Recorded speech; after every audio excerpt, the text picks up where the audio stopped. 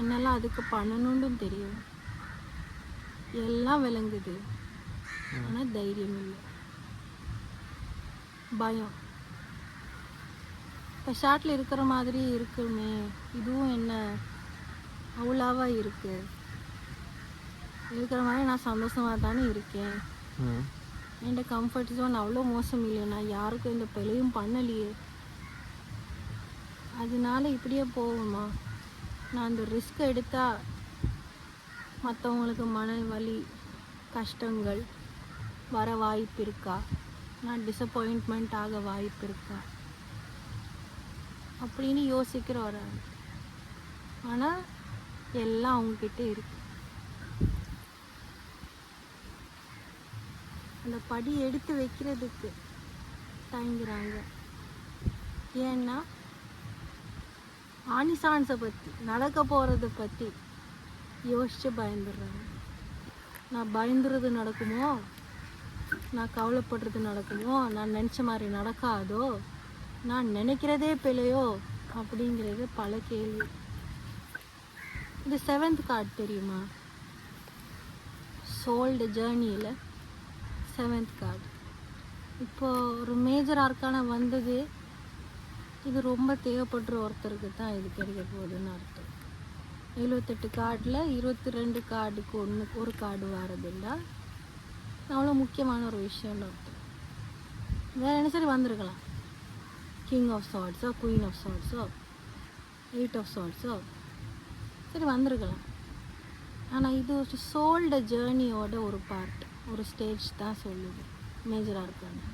அதில் 7th அப்படின்னா முதல்ல கேர்லெஸ்ஸாக இருந்து, எதுவுமே தெரியாமல் குழந்தையாக இருந்து, தெரியாத இடங்களுக்கெல்லாம் போய் அங்கெல்லாம் கட்டுத்தின்னு படிக்க வேண்டியதெல்லாம் படித்து ஒரு அளவுக்கு புரிதலோடு இருக்கும் இப்போ.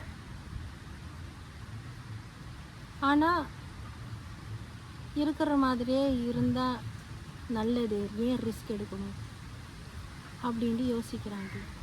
அதுதான் அவங்களுக்கு இருக்கிற பிரச்சனை. யோசிக்க தேவையில்லை. ஏன்னா நம்ம என்னத்தை பண்ணணும்னு நினைக்கிறது பண்ணாலும், நினைக்காதது பண்ணாலும் பண்ண போகிறது ஒன்று தான். அப்போ நினச்சி பண்ணால் கொஞ்சம் நல்லா சரி இருக்கும். ஓகே, நான் எடுத்த முடிவுனால தான் அப்படிங்கிறது. தான் எடுத்த முடிவுனால தவறி விட்டால் அது இன்னொருத்தர் முடிவுனால தவறி விடுறதை விட மனசுக்கு வலி குறையும். ஏன்னா உங்களுக்கு அட்லீஸ்ட் ஒரு சாய்ஸ் எடுக்கிறதுக்கு வாய்ப்பு இருக்குது. இப்போ நிறைய பேருக்கு அந்த வாய்ப்பு இல்லை. அந்த சாய்ஸ் எடுக்கிறதுக்கான எல்லா நாலேஜும் தேவையான ஸ்கில்ஸும் பக்கம் இருக்கிறனால தான் உங்கள் முன்னாடி இப்படி ஒரு சாய்ஸ் வந்திருக்கு. இதுக்கு முன்னாடி நீங்கள் செஞ்ச எதுவுமே உங்கள் சாய்ஸால் கிடையாது, உங்களை இழுக்கப்பட்டுருச்சு அந்த இடத்துக்கு. இனிமே தான் உங்களுக்கு லெஃப்ட் ஆர் ரைட், சரி தப்புன்னு ஒன்றும் இல்லை, இந்த வழியா அந்த வழியா அப்படிங்கிறது வந்திருக்கு.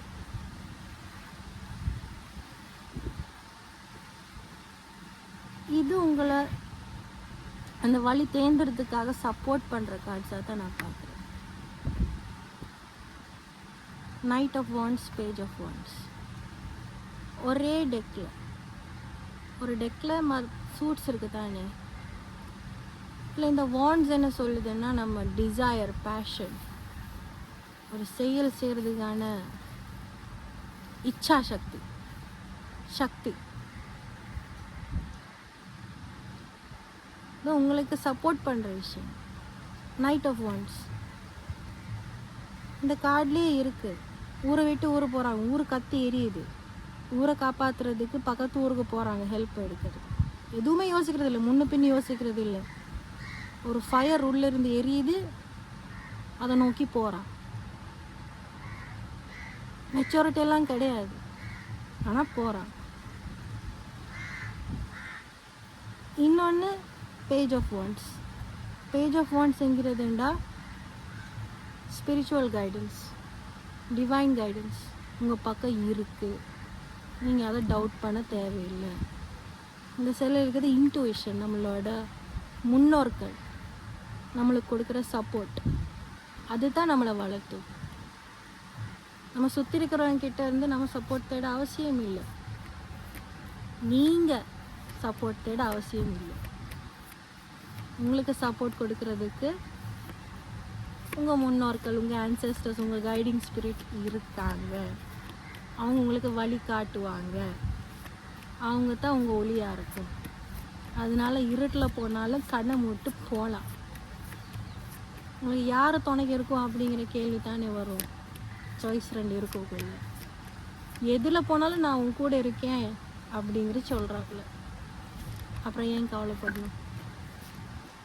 ஏன்னா ரிக்ரெட் இருக்கக்கூடாது வாழ்க்கையில். சரி, நான் ட்ரை பண்ணேன், பிழைஞ்சு போச்சு அப்படின்னு யோசிக்கிறது சரி. ட்ரை கூட பண்ணாமல் ரிக்ரெட் பண்ணுறது ரொம்ப கஷ்டம் இல்லையா?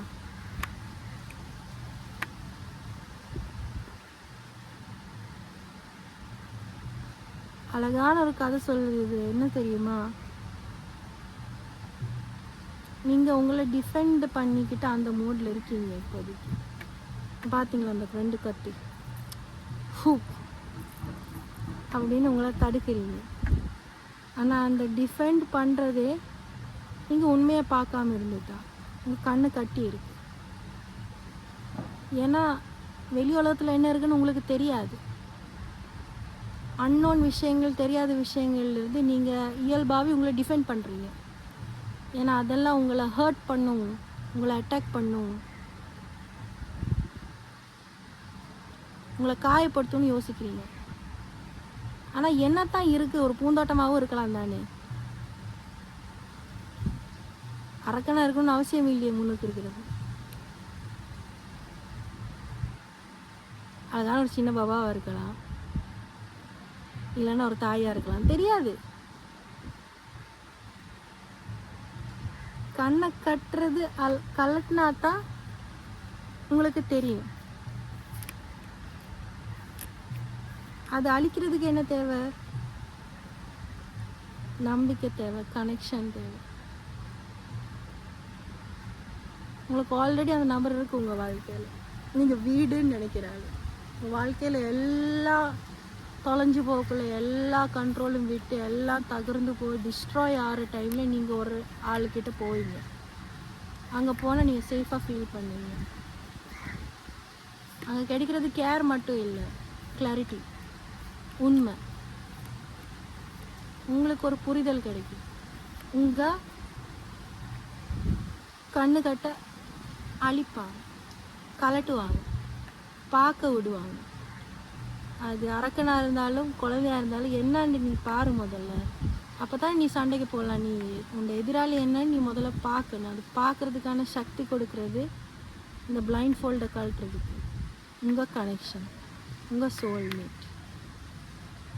அந்த சோல்மேட் இன்னும் நீங்கள் ரெக்கக்னைஸ் பண்ணலை. அவங்க தான் உங்கள் சோல்மேட்னு நீங்கள் ரெக்கக்னைஸ் பண்ணலை. அதனால தான் இந்த கார்டு வருது. இந்த கார்டு என்ன சொல்ல தெரியுமா? அந்த குளோப் ஒன்று பார்த்து பாசிபிலிட்டிஸ் பார்க்குறாங்க. எங்கே போகலாம்,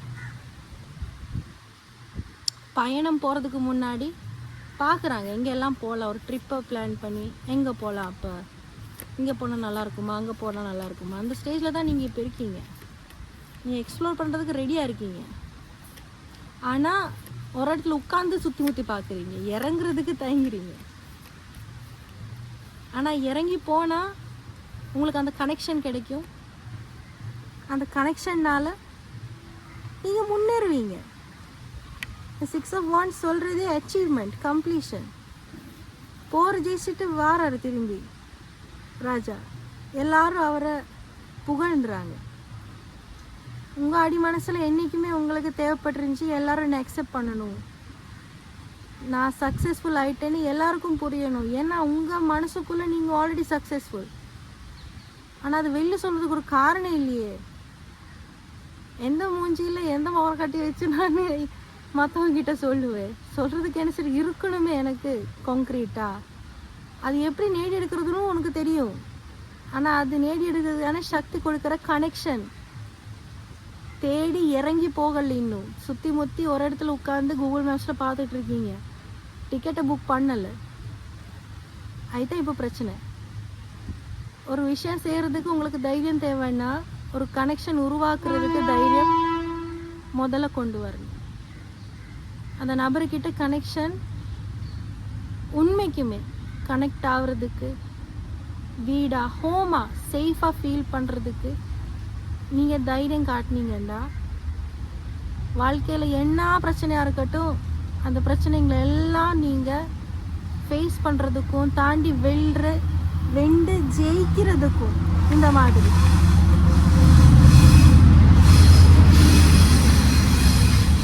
உங்களுக்கு எல்லா சக்தியும் கிடைக்கும். அதுக்கப்புறம் நீ பயப்பட வேணும். ஏன்னா எங்கே வெளி உலகத்தில் விழுந்தாலும் வீட்டுக்கு வரக்குள்ள யூ பிலாங்.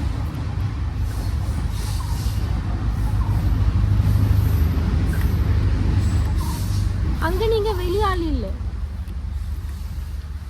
வீட்டுக்கு வந்து உங்கள் சோல்மேட் கூட இருக்கும்போது நீங்கள் என்னத்தை போய் தாண்டி வந்தாலும் ஜெயிச்சு வந்தாலும் தோற்று வந்தாலும் நீங்கள் ஜெயிப்பீங்க கடைசியில். ஏன்னா நேடுறதுக்கு ஒன்றும் இருக்காது. அதுக்கப்புறம் மீதி வர ஜெயங்கள் எல்லாம் எக்ஸ்ட்ராஸ் மட்டும்தான். உங்கள் உண்மையான ஜெயம் உங்கள் கனெக்ஷன் கிட்ட தான் இருக்கு.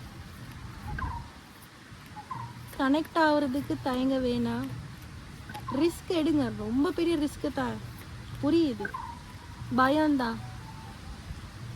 ரிஜெக்ட் ஆகுறதுக்கு பயம், பத்தாம் போயிடுமான்னு பயம், என்னால் முடியுமான்னு பயம், அவங்களுக்கு தேவையானதெல்லாம் என்னால் கொடுக்க முடியுமா அப்படிங்கிறதுக்கு பயம். ஆனால் சோல்மேட்டுங்கிறது சோலோட ரிஃப்ளெக்ஷன் தான். உங்களுக்கு இருக்கிற பயம் எல்லாம் உங்கள் கண்ணு கட்டி இருக்கிறனால தான். அந்த பிளைண்ட் ஃபோல்டை கழட்டுனது தனக்குள்ளே பார்க்குறது, தன்னோட உண்மையான நேச்சரை புரிஞ்சுக்கிட்டா அதே நேச்சரோட ரிஃப்ளெக்ஷன் தான் முன்னுக்கு இருக்கு. அப்போ பயம் இருக்காது, டிஃபெண்ட் பண்ண அவசியம் இருக்காது.